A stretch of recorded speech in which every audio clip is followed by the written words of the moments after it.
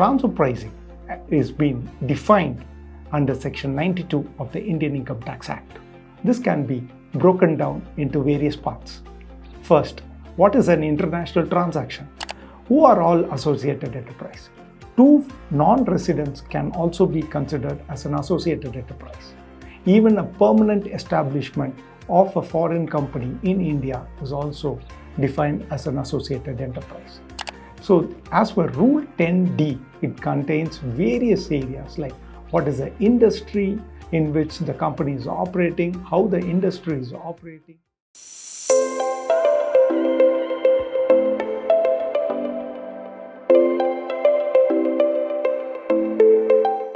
Next, we will discuss about transfer pricing documentation requirement.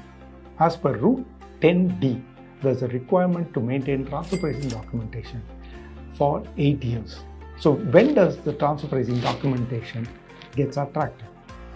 In any financial year, if the transaction value, the international transaction value exceeds 1 crore rupees during the year between associated enterprise, then there is a requirement to maintain transfer pricing documentation.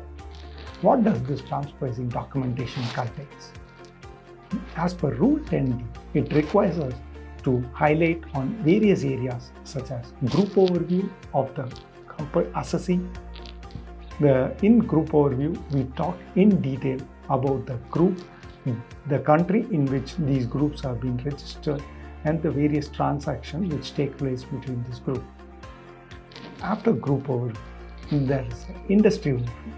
We talk about the industry in which the company operates, a brief on that industry, how it is operating, how good it is or how bad it is, what is the average rate at which there is a growth in the industry, etc.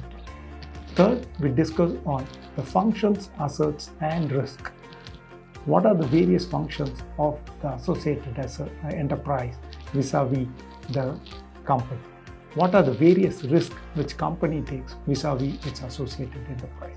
What are the various assets which the company is putting into for executing these transactions? As part of the transfer pricing documentation, finally, we close the documentation by carrying out a benchmarking process. Benchmarking exercise is an exercise where various industry comparable companies are being filtered and then their price is being compared with the international transaction which the associated enterprise have entered.